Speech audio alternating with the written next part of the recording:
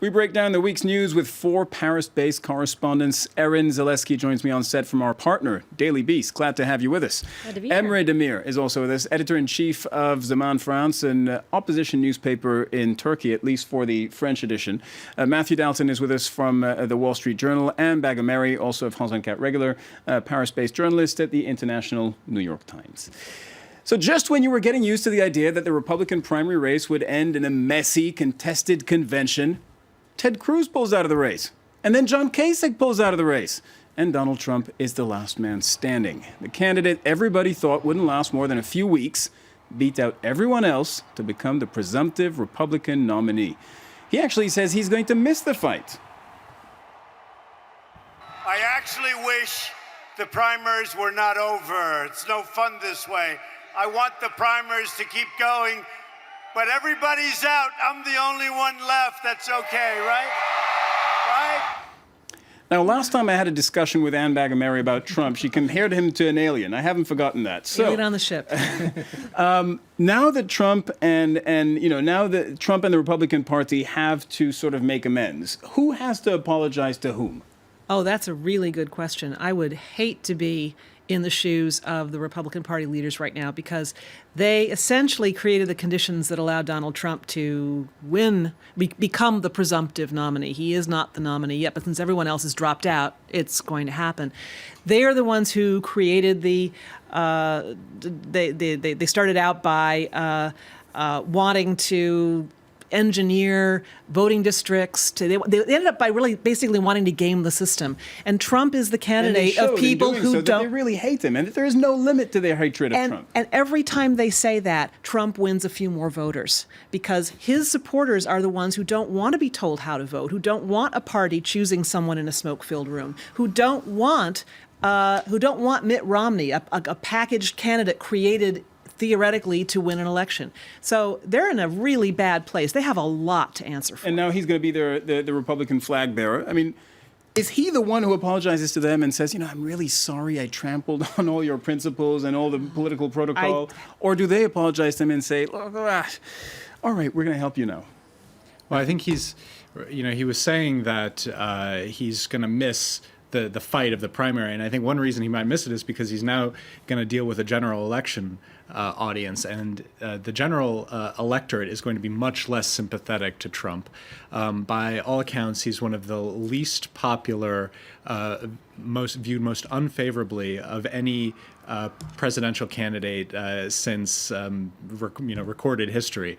So I think he's got a huge problem with the general electorate right now that he's got to overcome, and the Republican Party could certainly help him out by providing him with money and turning out the base a little bit, but it's really the center that he's going to have to deal with right now, and it's the center that's going to be his major problem, not the Republican Party hardcore. Emre Demir? Well, what's interesting is that, of course, he terrifies some of the portion of the American people, but he's a nightmare for the rest of the world. That's what's striking me. Because, for example, if a cartoonist decides to draw a typical American villain, he would choose Donald Trump. He represents every stereotype, American stereotype, anti-American stereotype possible. The arrogance, ignorance, obsessed with money, obsessed with achievement, a little bit racist. So it's,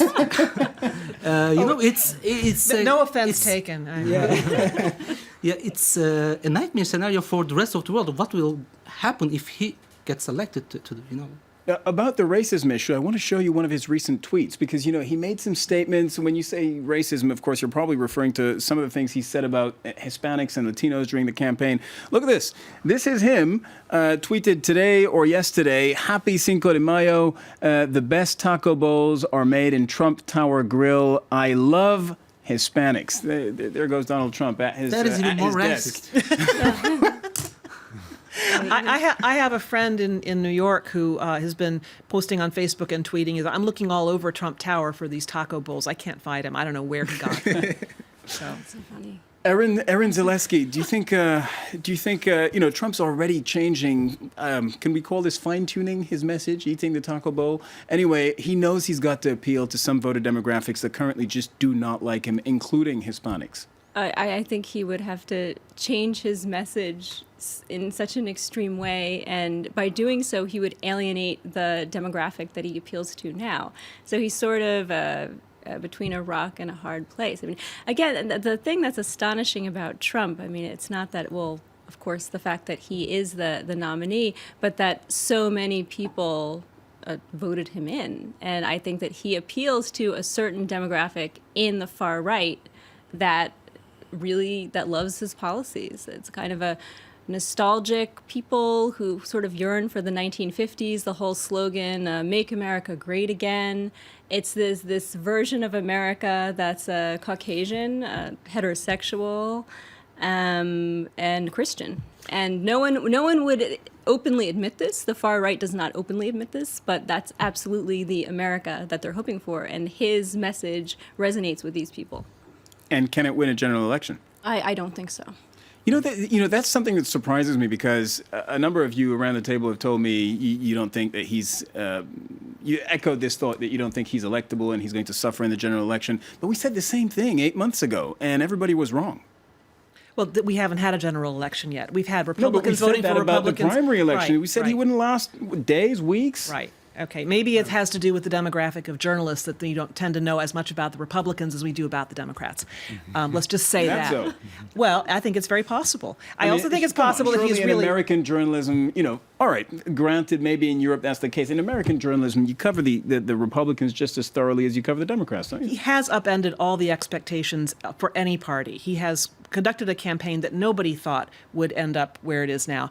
And now, actually, I think things get serious. Okay, whatever happened in the past, I think the Republican Party has to deal with the monster it created, and now this is their nominee. But I think now that he is the presumptive Republican nominee, all of the discussion is going to be around the general, and they're going to start looking more serious. People in general are going to start looking more seriously at his proposals. There was a terrific piece in the Times today. Just moments ago, it speaks to that. Barack Obama saying, the presidential election is not entertainment. It's not a reality TV show, and every candidate has to be held to exacting standards, and you have to look at their policies, ask them how they would make them work. Anyway. Well, just the piece in the Times today about how Donald Trump said that the way out of America's crushing debt problem is to simply offer a discount. The Treasury will simply offer creditors 80 cents on the dollar or 90 cents on the dollar. Heck, that's what you do in a business setting, and creditors will be happy to get anything. He doesn't understand the full faith and credit of the United States is that it pays all of its debts. You start tinkering with that, and the costs to the people and to America's reputation in the past have been disastrous. So these kinds of pronouncements are going to get looked at not as the ravings of a clown, but as the pronouncements, the policy of somebody who pretends to be the leader of the free world, the head of the United States. He's going to get a whole different treatment now, Right. and I don't think he realizes that. I think Trump's political persona appeals to a strain within the Republican Party. Sympathetic to an authoritarian figure, somebody who people who are looking more or less to stick it to the rest of the world, which is what's Trump's policies, such as they are, more or less come down to through his trade policies and his national defense policies. So I think this is a type of a strain of political philosophy or persona that the U.S. general electorate does not support. Right. And, somebody's having a field day with this, and that's Hillary Clinton, who's likely going to be his rival, since she's pretty close to locking up the Democratic nomination on her end of the political spectrum. And the Clinton campaign launched its first direct attack this week. He is a con artist. A phony. Donald Trump is the know-nothing candidate. Donald is a bully. This is an individual who mocked a disabled reporter. I don't remember. Who attributed a reporter's questions to her menstrual cycle. Blood coming out of her wherever. The most vulgar person to ever aspire to the presidency. The man who seems to only feel big when he's trying to make other people look small. Don't worry about it, little Mark. Aaron Zaleski, we knew this moment was coming. I mean, we knew, given the tone of his campaign and some of the outrageous things that Trump had been saying, we knew at some point it would be so easy for not only his Republican rivals, but at a certain point in time, and we've got to that, his Democratic rivals to exploit that against him. And the moment of reckoning has come. Yes, the refrain I keep hearing from Democrats and Republicans alike is Trump is a showman, not a statesman. And I think that they're going to continue to go after him because of that. The lack of experience, beyond the vulgarities and his offensive statements, the fact that he really has no political experience. He has no foreign policy experience. He just sort of says whatever comes into his head. And I think that is, people will launch the attack based on that. Emre Demir? Well, this ad shows us that this race, this election, will be all about him. It will be a race between those who support him, or for those who doesn't want him to be the president. A referendum on Donald Trump. Yeah, it will be a referendum on Donald Trump, and I think he will be happy about this. We'll talk about Trump all the time, and it can eventually help him. Yeah, it can absolutely work in his favor. All right, let's move on to France now, where lawmakers have begun debating a bill which will probably be the last significant push for reform before the end of François Hollande's presidency. The bill aims to reform the French labor market, which is often described as too rigid, too expensive for employers to hire staff and lay them off. But many oppose the bill. Left-wingers say it undermines workers' rights. Conservatives feel it doesn't go far enough. You were just looking at the Labour Minister, Myriam El Khomri, who has given her name to the bill. Matthew Dalton, the government cannot afford to concede another defeat this time. Well, I think that's debatable. I'm not sure that this particular bill is crucial to its re-election efforts, or to Hollande's re-election efforts, if he in fact does decide to run for office. But I think it's true that on a policy basis, I mean, this is one of the main pillars of his presidency that he's been trying to pass for a while, and has said he's going to pass for a while. And if he can't do it, then it's a referendum on his leadership, on not just on his leadership of the Socialist Party. And this is the main problem with him right now, is that the left is not supporting its own leaders' push to overhaul the labor markets. I think Hollande was trying to do something that Gerhard Schröder did in Germany a decade ago when he reformed Germany's labor markets. A socialist who came in and said, we've got to make the German labor market more flexible, allow people to be hired and fired more easily. And he got that done. Those reforms are credited with a lot of Germany's economic success. I think that in fact is debatable. Now the question is, and Hollande has not been able to do that. He's coming at it from a position of economic weakness, and I think that's been a big problem. He's an unpopular leader, and he hasn't been able to pull the political doubters within his own party onto this reform effort. Right. Emre, you agree with this idea that Matthew's saying this isn't really a make or break situation for Hollande? I mean, he already had to concede defeat earlier this year when he buried his constitutional reform plan. I agree, because I believe that these people are not only demonstrating against this labor law, El Khomri law, they are demonstrating against the situation in general. There is this sense of depression in France. We feel this, and there's this gap growing and growing between the French political elite and the ordinary people. Yet we are heading to presidential elections, and we will choose between the candidates we voted for 5 years ago. Mm-hmm. Again, Hollande, again, Sarkozy, Mélenchon, Le Pen. Is this really the solution? So there is some sort of a growing concern within the population. So I don't think that this labor law is a deal breaker. It will be a much more difficult task for Hollande to win the elections. I think even if it gets voted in, it's not entirely a success because it's already been amended. It's already been so watered down. So even if it goes through, in a way, it's still a failure in a sense. It wasn't his original vision. How are you looking at this, Anna? Are you looking at the economic angle of this? You know, we were comparing this to the Schröder reforms and what it can do for the economy and what it has done for the economy in Germany. Are you looking at this as, well, France, once again, you know, this question comes up every 5 years or so, like, do we reform the labor market? Do we reform labor laws? And this will help us drive down unemployment. Are you looking at it from an economic angle, or, like Aaron, you think, anyway, it's been so watered down that that's not what matters anymore? Well, this particular law has certainly been watered down. I think it really is a statement on how difficult it is to get anything done in this country, or in any country, if you don't have charismatic leadership and fresh ideas for how to go about it. Look, the situation in France is not unknown to anybody. This didn't happen with the Hollande presidency.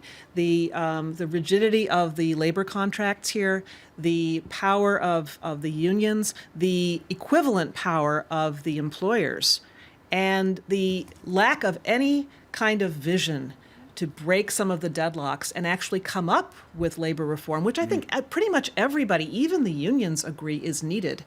Because let's face it. Not all the unions. The ones that are calling those street protests don't agree. They want the whole thing scrapped. No, they want this particular law scrapped. Right. I think that I can't speak for every unionist, and I'm certainly not. I'm not even a union rep here. What I can say is that I think people who live in this country, who see that it's difficult for kids to get jobs, for our kids to get jobs, agree that something has to be done. The problem is nobody is coming up with a way of doing it. Schroeder had a vision. Schroeder was able to put it across. That was a reflection of the credit that he had with his own party and with Germans across the aisle. The leaders of French politics, and you made a very good point, next year we're going to vote for the same people we could have voted for 5 years ago. Where's the fresh blood? Where are the new ideas? And if you have that, I think you probably would find a number of people would reach across the aisle and fall in line, but we don't have that. I think this also highlights the quandary that faces any national leader in the Eurozone, which is that you have a European Central Bank which is governed by people in Frankfurt. It's not under the control of the national government. You've got your fiscal policy, your budget policy, which is set by rules made in Brussels. A lot of the powers that you have to adjust the strength of your economy to fight unemployment have been given up to supranational powers. And what's left for you is to do things like what Hollande is doing, which is to try and reform your labor markets, these so-called structural reforms. Frankly, there isn't a whole lot of evidence that I've seen that these reforms have a big impact in lowering unemployment in the short term. I mean, this is what Hollande's proposing might work in 10 or 15 years, but Not in time to get him reelected then. Exactly. It's a bit of that. It's an act of a desperate politician, I think. All right. Matthew Dalton, we're going to take a very short break. We're back in just a moment with a lot more. We're going to talk about the new developments in Turkey this week. We're going to talk about football and why the €500 bill is disappearing in Europe.